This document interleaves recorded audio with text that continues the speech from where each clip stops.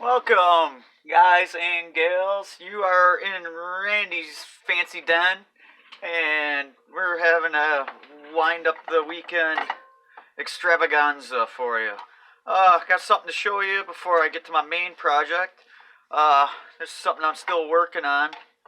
This is the Heathkit Nixie tube frequency counter, up to 30 megahertz, something like that. I already did the video on that, but I just wanted to tell you where I'm at with it. Got it, well, helps to turn it on. Got it working better. Actually had it just apart. It's so boring, I ain't gonna do a video of it. Had the whole front off here, kind of this whole front plate right here comes right off, because I had to change altogether four resistors that were bad, and it was 1, 2, and then 2 under here. If you can see them, right up in there. Them fancy guys.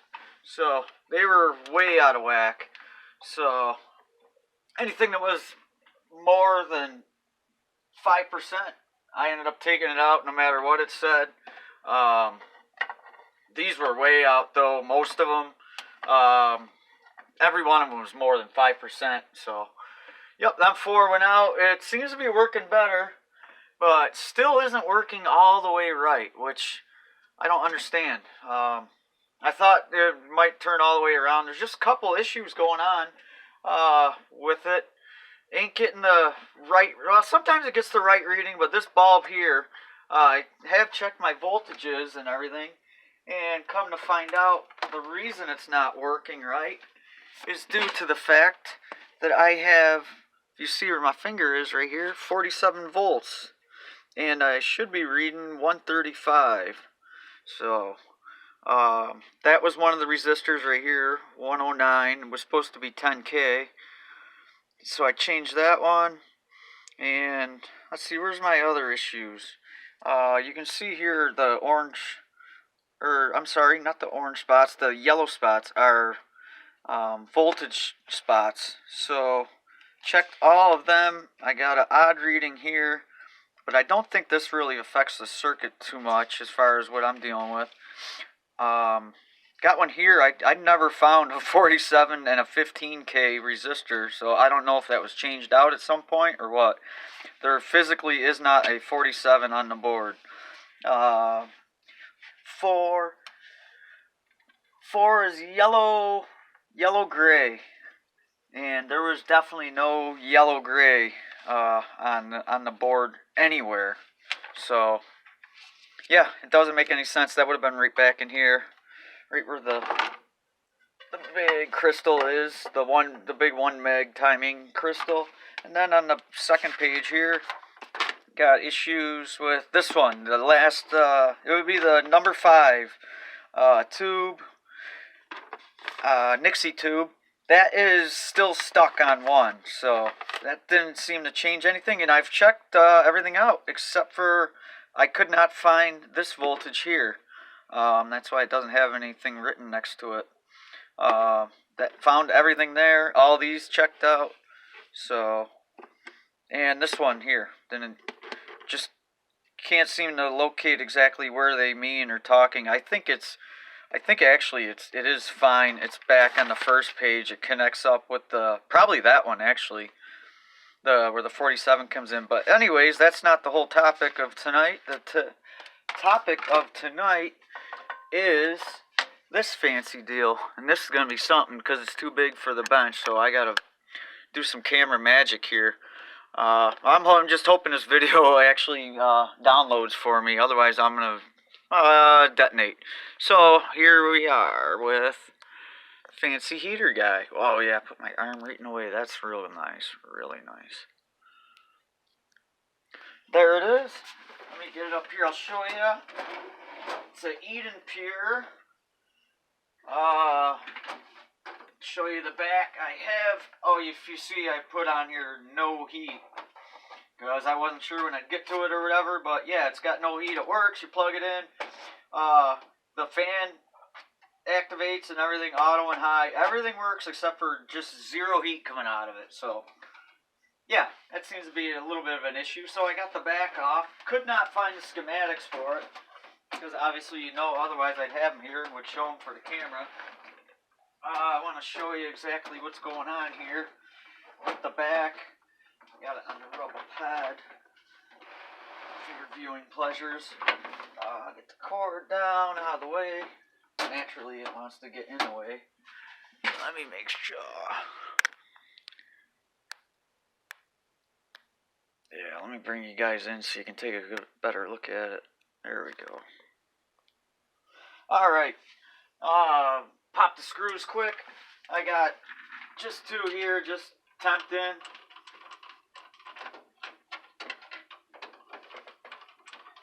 So I can show you guys the inside. The year on this, I'm not, 310, so whatever, March 2010. So that's the year that it was made and that. Did not find the schematics, but I did seem to locate this, which is actually quite nice. Obviously, I marked it up already. But that's actually, I got the back PCB is what this is, this one here. And the front one is right here. And the lines, I just marked out where the lines go. So it's kind of a rough schematic. I think it's enough for me to work off of. You got the fan here. Then here is going to be some type of heating sensor or something. Like a temperature sensor that when it gets too hot, it's going to, it'll pop and it'll disconnect the circuit until it cools back down enough. So that's the back there. And show you what the inside is looking like. That's that. And I'll get this apart quick. It actually comes apart quite quick. I do want to show you the whole, pick the whole thing up, screw it. The whole circuit board with everything hooked up, and I just got everything kind of temped in there right now, just so it all will pop off real quick. I hate watching people take out screws and that, so I kind of want to move my video along, and I'm shooting for kind of not so long of videos. I think it would do a little better, so we'll see. But that's the key, and it's late, so I just feel like I never get my point across when it's too short of a video. So here's the this outside pin has 4 wires coming out of it, and I tested, pulled these.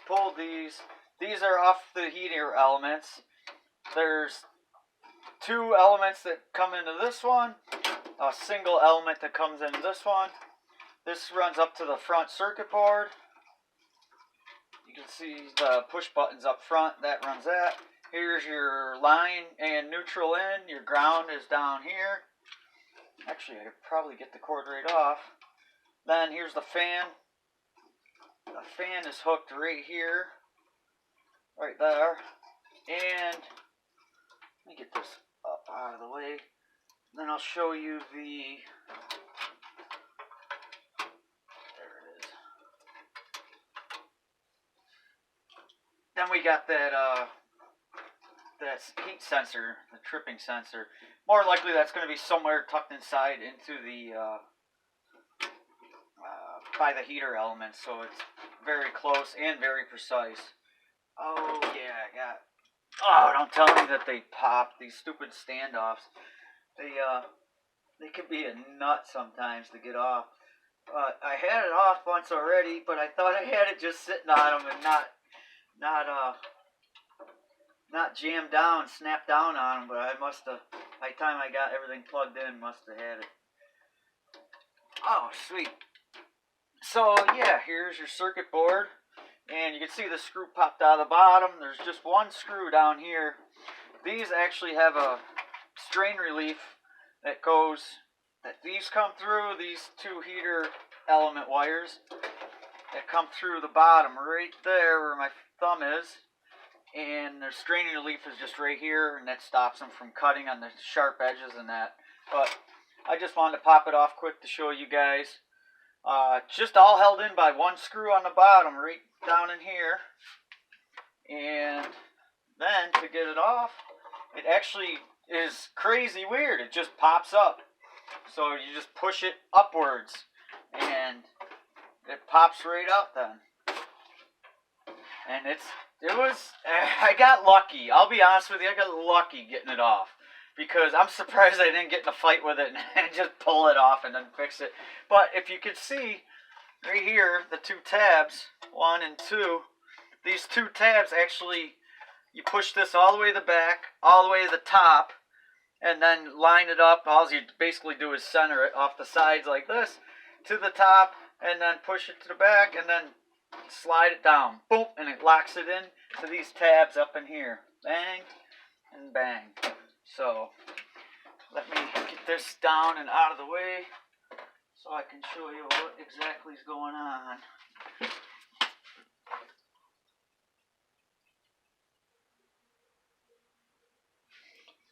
Alright guys, so got a heating element problem and I get everything pulled off the PCB board and everything. And here's what I got. This is what was laying down in there, if you remember from before. I want to show you. Got the PCB board.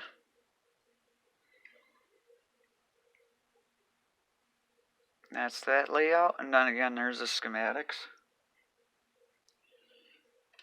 And got it opened up so you see the three of them. And again, I showed you the wiring. And these are a little different. They're a little odd.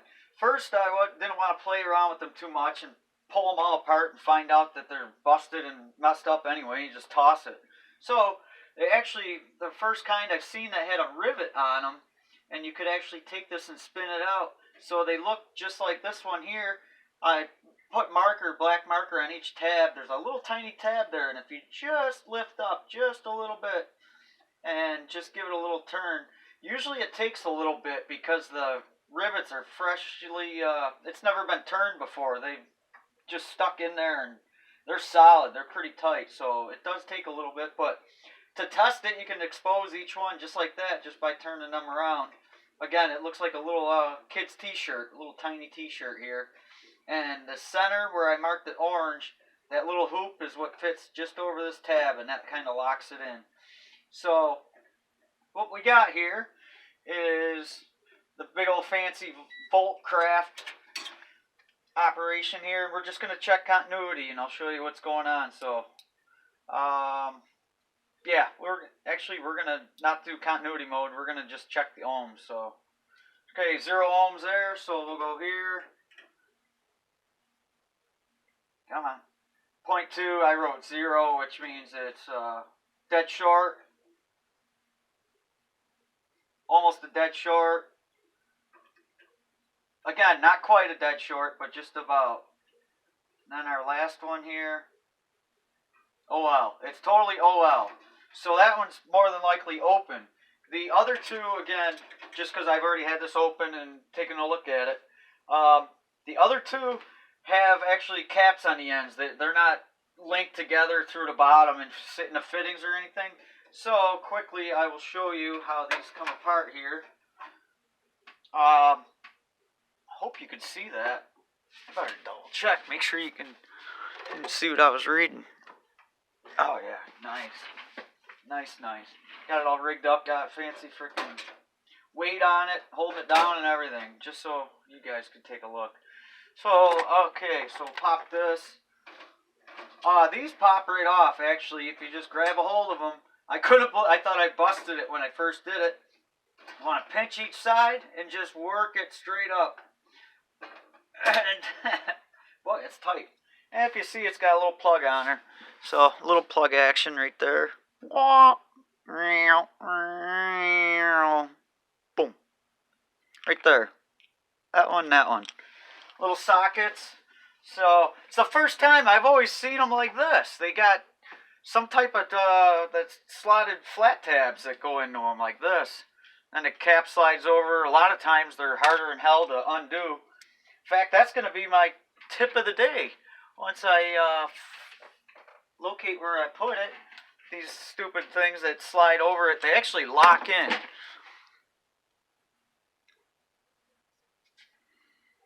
Always something misplaced. So here's what we got, guys. We got one of these locking tabs. Now if you look at it, I'll try to keep it in focus here.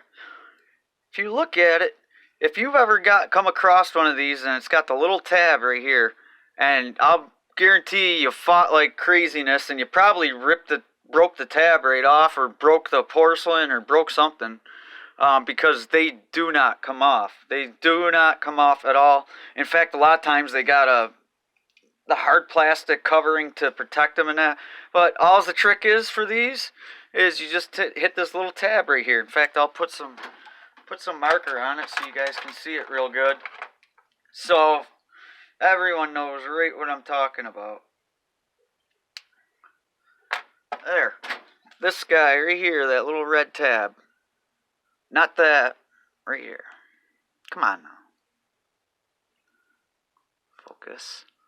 Focusing. Yep. All you gotta do, see, it's tight. It's on there.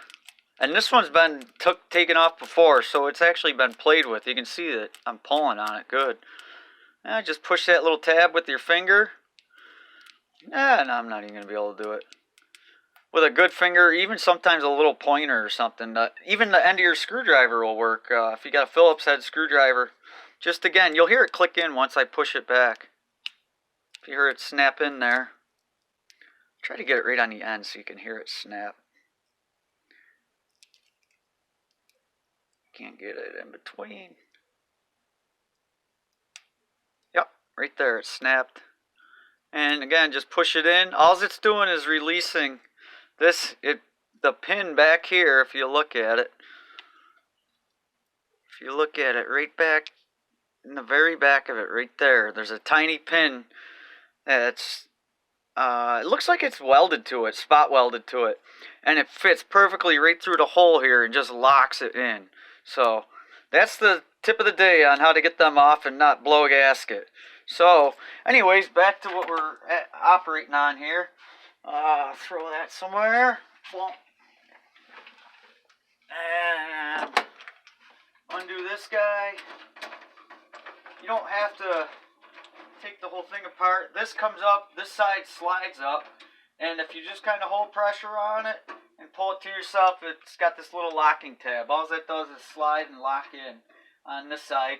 That comes out, and it's centered down in there, but this is it. This is our heating element right here, and if you can see, get a good look at it.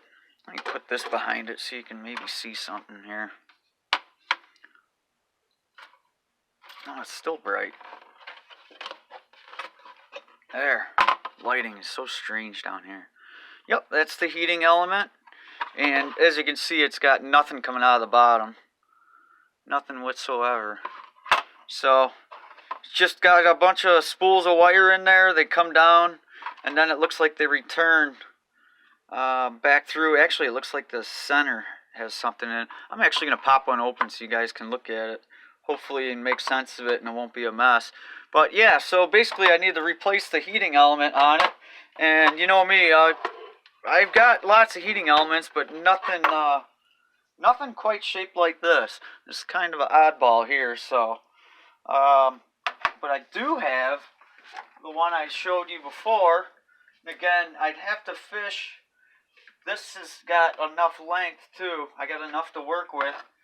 And down in there is just a metal-like circle holder that holds the bottom of this. It's not real tight. It can flop around. In fact, if you go to push this back in, it'll stick up about that high because it's not centered yet. And then it'll pop in. So, oh, I can get this off and out of here. Get out of the way. Get out the way, yo. Get that out of here. Hope you guys had a wonderful Super Bowl Sunday. And it was a good game, at least. That's all I ever ask for, usually. And got this guy here. Just have to pipe that guy in to get it to work. But I'm not going to... I got to tinker around with that, so I'm not going to put you guys through all that. You go mental watching it and never watch my videos again. So I hope I made you guys' life a little bit easier here. If you feel like it, give me a thumbs up or give me the middle finger if it's the other way. You don't feel I deserved it. And subscribe. I'll finish this up and pop it on my next video and start. I figured out actually how to start linking them together. So like going back to my isolation transformer and my what else? Oh, there's a whole bunch of other things that were like that one was like 4 parts, but that turned out good. They're not linked. All of a sudden it would stop recording on me, and then I'd have to start another video, and I couldn't link them. So I'll have them linked and everything. But I hope you guys enjoyed this. You guys have a wonderful start to the week here, and thanks again, guys. Appreciate it. Thank you very much. Bye bye.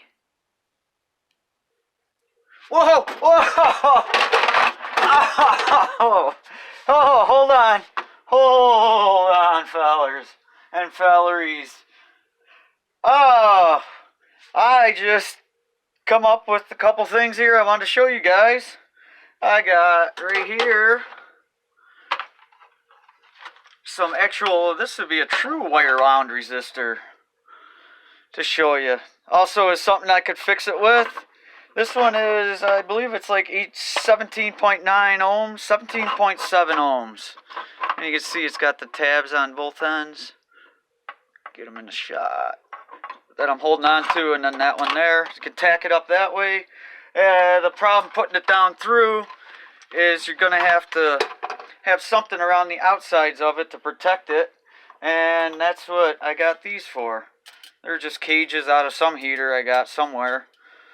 Or taken apart or threw half it out or whatever, and these cages just pop together to protect it down in there. Not sure if I got enough room yet, but these guys right here. You see this damn thing is bright, man. Blinding you guys. Yeah, so these guys right here, if you can see, there's 2 halves, and they just go mate.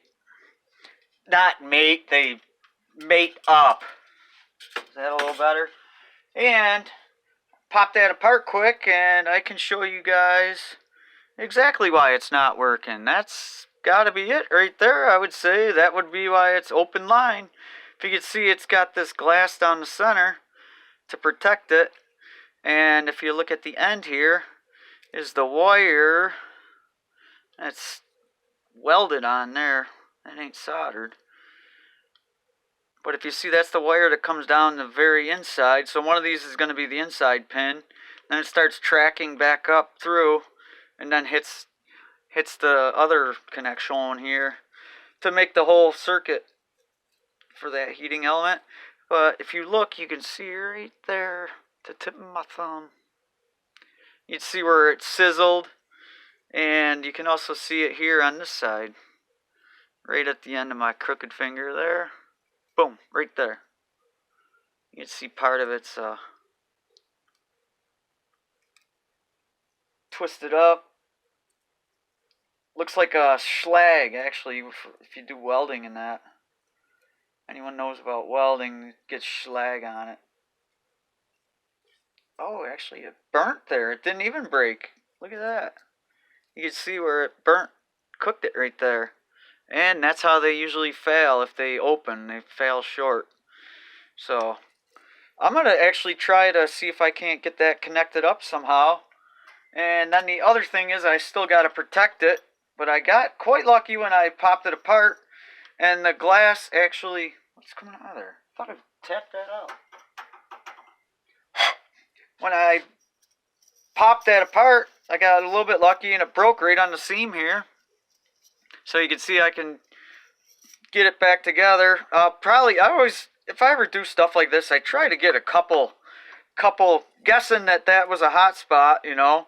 Especially the way it's so, like, unslinky-like. Like, a slinky's, like, should be, you know, nice and even down through. This thing's all kind of bodged up. So, get a couple wraps on it or whatever I got to do. You can't solder it because soldering is gonna...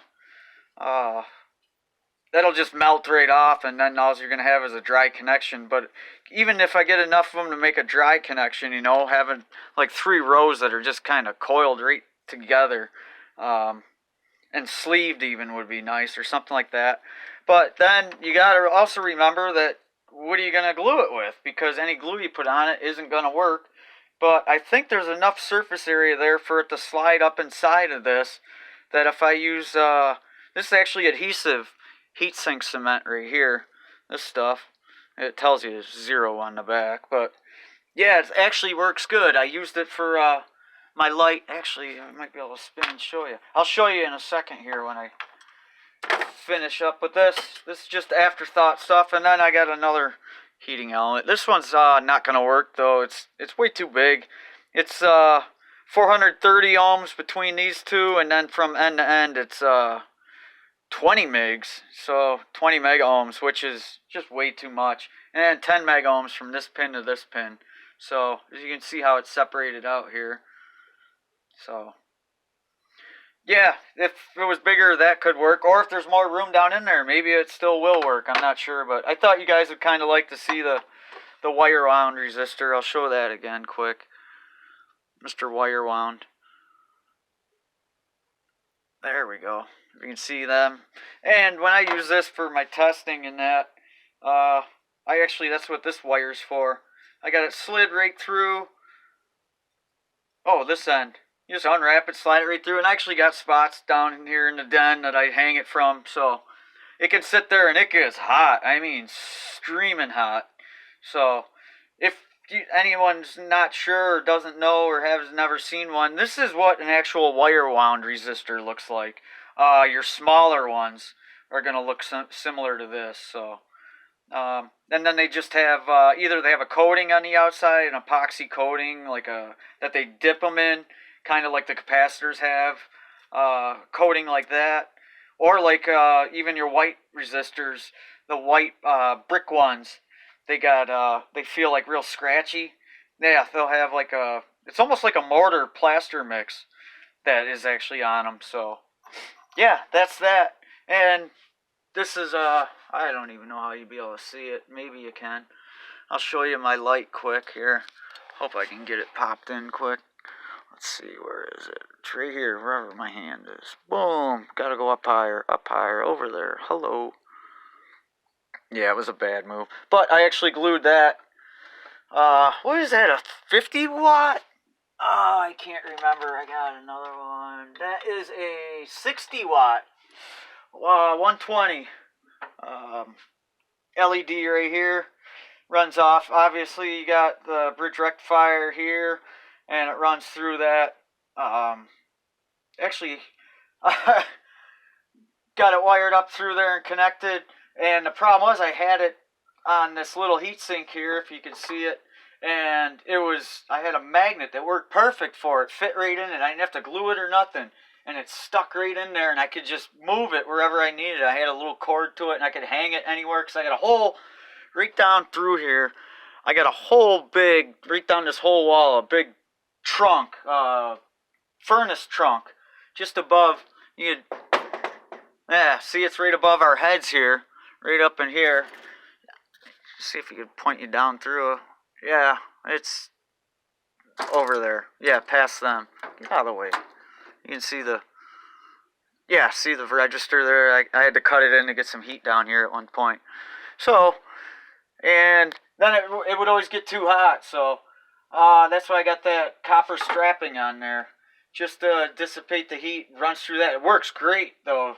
Getting rid of the heat. That's the whole problem with these things. That heat sink was too small, and I wasn't going to be able to get it off because I already had it glued. And I was questioning how good this plaster. It didn't even say adhesive on it. I bought it as an adhesive, though, specifically for this. It was cheap. And I'm like, man, I don't think this stuff's going to stay on, especially with the heat that this thing gets out. But, I mean, I'm picking at it now off of little chunks, and I can't even get it to... I just got a little chunk, but that's not holding nothing down. But I tried to pry them apart because that heatsink was obviously too small. And, no, I was out of luck. I was going to ruin the LED, so instead I got lucky and it actually almost kind of fit up in there, but it was at a bad angle, so I wanted to angle it a little bit better. And yeah, that's my light that now is used to hold my scope into place so I don't push the buttons, it doesn't swing, because that's obviously on chains. So there's all kinds of mad scientist stuff going on around here. So, alright guys, again, thank you very much. Feel free to throw me a thumbs up, and you guys have a great week. Thanks again, guys. For real this time.